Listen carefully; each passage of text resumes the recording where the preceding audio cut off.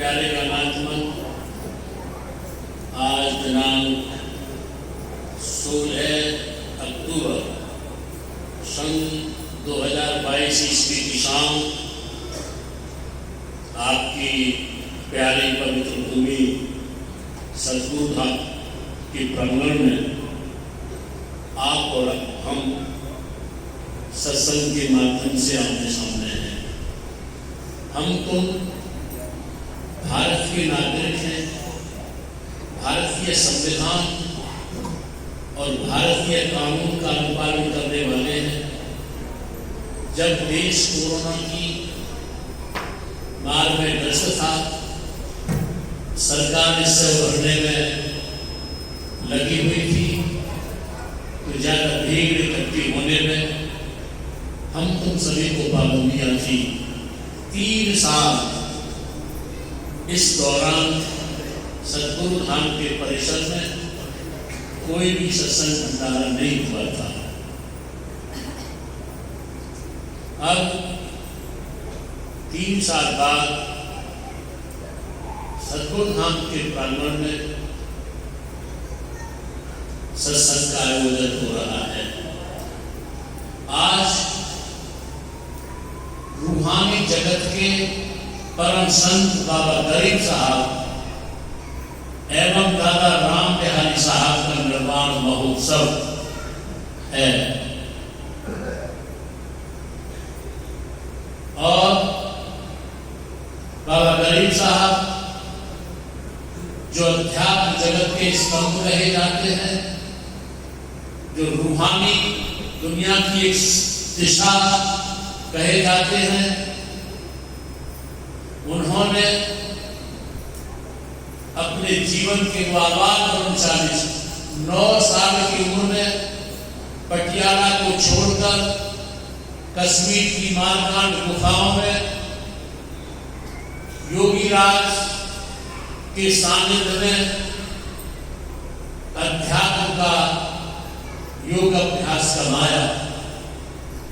जब योग अभ्यास कमाते कमाते वह अपने ब्रह्म पद पर स्थित हुए, तो उन्होंने गहरी आवाज, जिसे फारसी में सुल्तान कहते हैं, गहरी आवाज अंदर में हुई कि जब तक मनुष्य को 5 शब्द भेदी, 5 शब्द का भेदी सतगुरु नहीं मिलता, तब तक इस आत्मा का कल्याण नहीं होता, आत्मा अपने मूल स्रोत में नहीं पहुंच पाती। 5 शब्द भेदी सतगुरु मिलता है, आदमी बाहर से सिमट कर अंतर्मुख होता है, तब अपनी चेतना की आत्मा की रूह की ऊंचाई सचखंड तक तय करता है, तब जन्म मरण से छुटकारा मिलता है। तो बाबा गरीब साहब उस गहरी आवाज को सुन चल पड़े और आगरा में स्वामी सिद्धार्थ सिंह जी महाराज जो रूहानियत की दात उठा रहे थे, उस रूहानियत की दात उठने उसी दौरान में घुमाना पंजाब, घुमाना प्रेशर पंजाब में जन्मे बाबा जयमन सिंह, बाबा गरीब साहब, दोनों गुरु भाई वहां पहुंचे हुए थे। रूहानियत का अंतर अभ्यास उनके सानिध्य में रहकर, स्वामी सिद्धार्थ सिंह जी महाराज की सेवा में रहकर उन्होंने अपने अध्यात्म की ऊंचाई को छुआ। तो जब वो मारकांड की गुफा में थे, तो हुजूर सुनाया करते थे कि जब रोटियां सूखी बांध कर टांग लिया करते थे, कपड़े में ध्यान में मस्त रहते थे, तो क्षेत्र के लोगों को एक संदेह हुआ, ये कैसा महात्मा है, पड़ा रहता है, एक टक नजर लगाए रहता है, किसी पत्थर के उस पर कभी भूख लगती है, सूखी रोटियों को घोट कर खा लेता है, पी लेता है, पड़ा रहता है। तो उस इलाके में एक बहुत बड़ा मनोवैज्ञानिक था, साइकोलॉजिस्ट, जो मनुष्य के चेहरे, जो मनुष्य के फेस को देख करके चुपचाप बैठा होता था आदमी और उसके अंतर स्थिति के, उसके मन की स्थिति को पहचान लेता था। चुपचाप बैठे हुए व्यक्ति के अंतर के मन की बात जान लेता था और एक कागज के टुकड़े पर नोट करता रहता था। और जब वो उस आदमी की मन स्थिति का वर्णन करता था तो बहुत अंशों में वो सही साबित होती थी। चुप बैठा है आदमी, उसके भीतर की मन स्थिति जानना, उसे बयान करके सब लोग उसे बहुत सम्मान करते थे। उनके मन में आया क्यों ना इस महात्मा, इस बाबा के बारे में भी जाना जाए। तो वह उसको बुलाकर लाए। बाबा जी अपना अंतर मस्ती में बैठे थे। जब बाबा करीम साहब अपनी अंतर मस्ती में बैठे थे, वो मनोवैज्ञानिक अपनी बातें लिखने के लिए काफी लेकर तैयार हो गया, बैठा रहा, बहुत देर बैठा रहा। बाबा जी अपनी अंतर मस्ती में बैठे थे, वो कुछ लिख नहीं पा रहा था, वो मनोवैज्ञानिक कुछ लिख नहीं पा रहा था। बहुत देर होने के बाद जो उसे बुलाकर लाए थे लोग, ये जानने के लिए कि ये महात्मा यहाँ पड़ा रहता है, चुपचाप न किसी से कुछ कहता है, एक तक पत्थर की ओर टकटकी लगाए बैठा रहता है, आंख बंद करे बैठा रहता है या आंख खोले बंद बैठा रहता है। ये क्या है इसके भीतर, क्या द्वंद्व जारी है, ये जानने को जब लाए थे तो उससे पूछा, भाई साहब बहुत देर हो गई आपको, इतनी देर में तो आप कई लोगों का हमको बता चुके थे, इसके मन में ये चल रहा है, लेकिन इस बाबा के भीतर क्या चल रहा है, तो इसे तो बताओ हमें। जब उन क्षेत्रीय लोगों ने उस मनोवैज्ञानिक से ये पूछा, इस बाबा के भीतर क्या चल रहा है, तो उस मनोवैज्ञानिक ने कहा, क्या बताऊं, इस आदमी के भीतर कुछ भी नहीं चल रहा है। ऐसा लगता है कि ये आदमी अपनी जगह से कहीं दूर चला गया है, ये आदमी भीतर अपनी जगह से कहीं बहुत दूर चला गया है, और जहां चला गया है मेरी पहुंच की गम नहीं है। मेरी वाणी, मेरा अनुभव, मेरा ज्ञान, मेरी सोच, मेरी पहुंच उस जगह तक नहीं पहुंच सकती जहां ये पहुंच चुका है। ऐसा लगता है कि जैसे ये आदमी अपनी जगह पर नहीं है और इस शरीर में अगर है तो इतनी ऊंचाई पर है जहां मेरे मन की, चित्त की, बुद्धि की, मेरी मान्यता की, मेरी धारणा की पहुंच नहीं है। ये उस मनोवैज्ञानिक ने बाबा करीम साहब के वास्ते कहा था। हुजूर तो मुझे यहाँ तक सुनाया करते थे हमको कि तो अगर तुम सही अर्थों में किसी सतगुरु की शरण में जाकर और सुरक्षित अभ्यास को, अंतर्मुख अभ्यास को कमाना शुरू कर देते हो तो दूसरे की तो बहुत बात दूर है। तुम्हारा मन, तुम्हारी बुद्धि, तुम्हारा चित्त, तुम्हारा अहम, तुम्हारी परंपरा, तुम्हारी मान्यता, तुम्हारी धारणा और तुम्हारा विश्वास भी तुम्हारी पहुंच को नहीं छू सकता।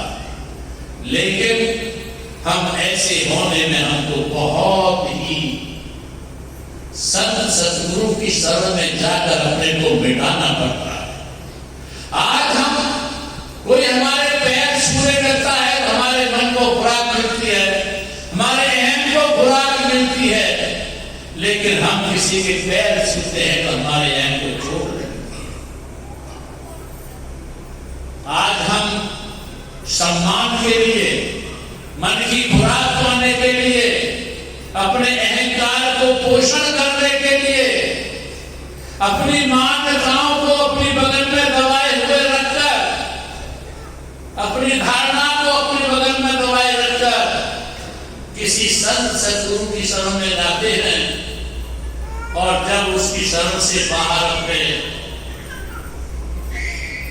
घरों में आते हैं तो हम पूर्ववत वही संसारी व्यक्तियों की तरह अपना जीवन यापन करना शुरू कर देते हैं। एक मैं कहानी पढ़ रहा था, किसी विद्वान ने लिखा, बहुत अच्छा।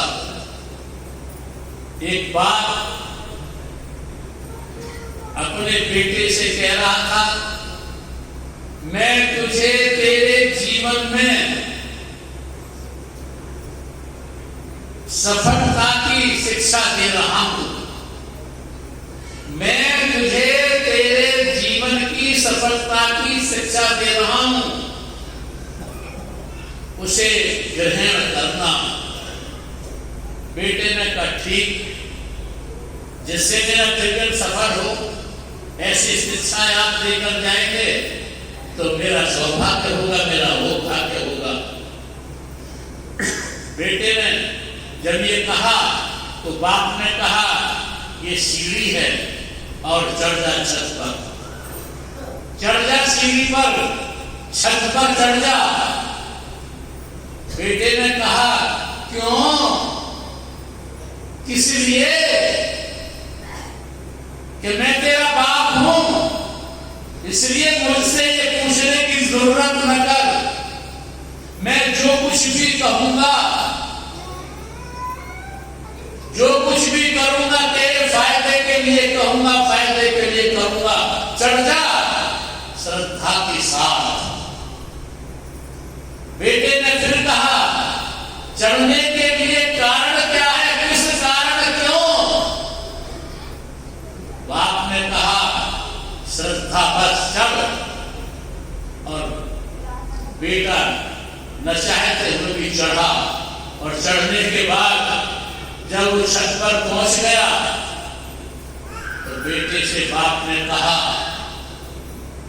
कूद जा, छत से कूद जा नीचे को। बेटे ने कहा, क्यों? किस लिए? कि मैं तेरा बाप हूं, मेरी आज्ञा को मान, तेरा परम कर्तव्य है, फर्ज है, मेरी आज्ञा को मानना। कूद जा। अरे मैं तो हूं। तो जब बच्चे से कहा, श्रद्धा से कूद जा, मैं हूं, तेरा बाप हूं, कूद जा। बेटा भरोसा करके बाप पर कूदा, बाप पीछे को हट गया। जब तो कह रहा था मैं पकड़ूंगा, पीछे हट गया। चोट लगी, पैरों में चोट लगी बेटे की। तो बेटे ने कहा, ये तुमने क्या किया? मुझको ऊपर चढ़ा दिया, तेरा बाप, श्रद्धा से कूद जा। कूद गया मैं, तो पीछे हट गए। तो बाप ने कहा, बेटे ये तेरे लिए, तेरे लिए, तेरे जीवन के लिए मेरी सबसे श्रेष्ठ पहली शिक्षा यह है कि तुम अगर जीवन में सफलता प्राप्त करना चाहते हो तो अपने बाप पर भी भरोसा मत करना। इस दुनिया में किसी पर भी भरोसा मत करना, चाहे तुम्हारा बाप है, चाचा है, भाई है, भतीजा है, कोई भी है, भरोसा मत करना। ये मैं तुझे जीवन की पहली शिक्षा दे रहा हूं। अब क्या मैं तुम्हारे तुमसे तुम्हारे बापों की बेइज्जती कराने के लिए इस कहानी को सुनाना नहीं।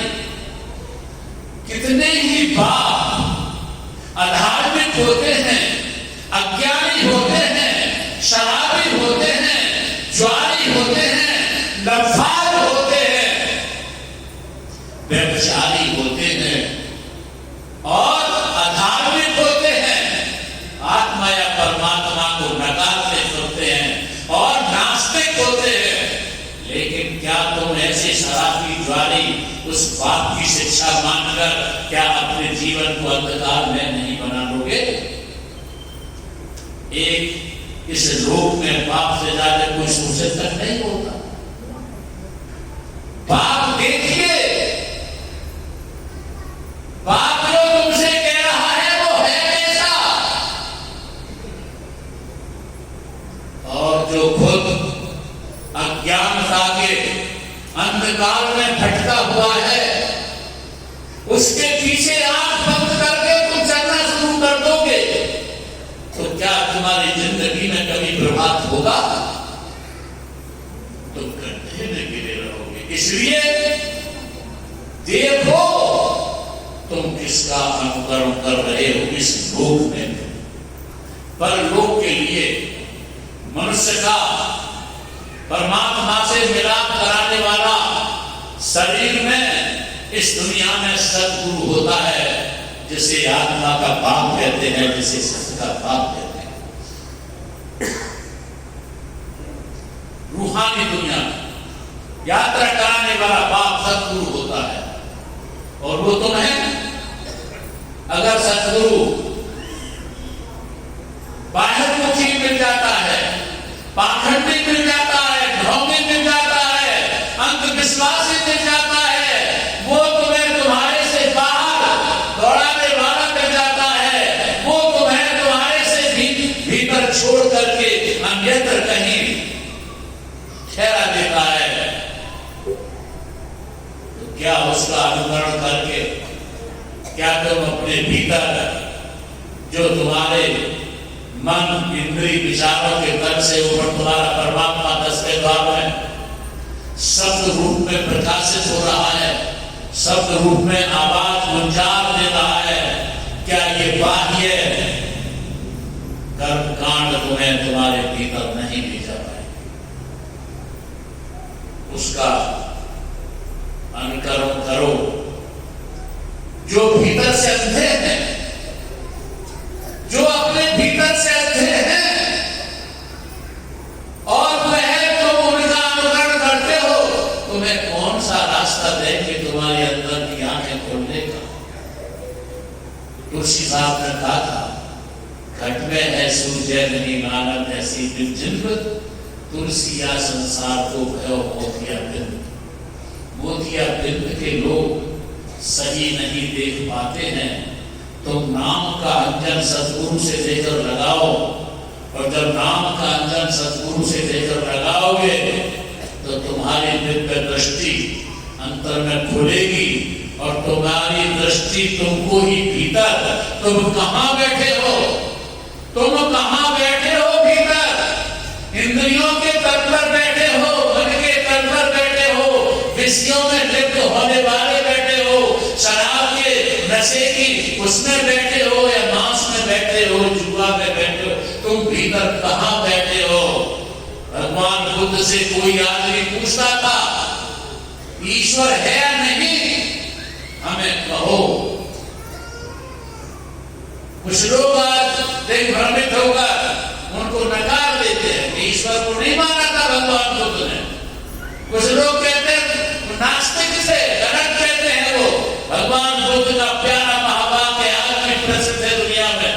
वो कहते थे, जब पूछते थे लोग क्या भगवान है, क्या ईश्वर है या नहीं बताओ, तो भगवान बुद्ध कहते थे, अपने भीतर जाओ और जानो है या नहीं।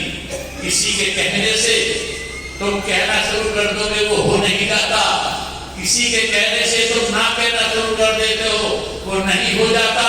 अपने भीतर जाओ और जानो है या नहीं। क्यों दूसरों की आंखों का देखा, क्यों दूसरों के कानों का सुना, जीवन को बर्बाद कर रहे हो, भीतर आओ। अभी तो भगवान बुद्ध कपिल वस्तु को छोड़कर गया में बोधि वृक्ष के नीचे बैठकर ध्यानस्थ हुए थे, समाधिस्थ हुए थे, और समाधि से जो उन्होंने अनुभूति की तब उसका जागरण किया था। लेकिन तुम बिना भीतर जाए ही उनके शब्दों को याद करके अपने को कह बैठते हो कि नहीं। हाँ, तो संत परम संत बाबा गरीब साहब कहते थे, किसी उच्च स्तरीय 10वें द्वार की खबर देने वाले सतगुरु की शरण में रहकर अपने भीतर उस अनहद शब्द को सुनो। उसके लिए दुनिया के लोग नहीं जानते, दुनिया के लोग तुम्हें अपनी दुनिया में खींचने के लिए रात दिन तत्पर हैं। तुम अंदर परमात्मा की तरफ को खींचे चले जाना। तुम्हारा राम, तुम्हारा कृष्ण, तुम्हारा शिव, तुम्हारा गुरु नानक, तुम्हारा कबीर, तुम्हारा रविदास, तुम्हारा बुद्ध, तुम्हारा महावीर, तुम्हारा पलटू, जरथुस्त्र, राव से कंफ्यूजन, सब तुम्हारे भीतर बैठे हैं। ये महापुरुष आते हैं दुनिया में, अपनी उपदेशना करके चले जाते हैं और फिर शरीर रूप में आते हैं और रूपायित होकर शरीर तुम्हारे भीतर छिप जाते हैं। बस तुम ये है कि तुम बाहर देखने में लगे रहते हो और अंदर अपने बैठे परमात्मा को देखने से दूर हो जाते हो। सत्संग में आए हो, सतगुरु धाम के परिसर में आए हो, शराब मत पीना, मांस मत खाना, जुआ मत खेलना, व्यभिचार मत करना, कोई ऐसा कुकृत्य मत करना जिससे हमारे देश की और हमारे धर्म की शान में बट्टा लगता है।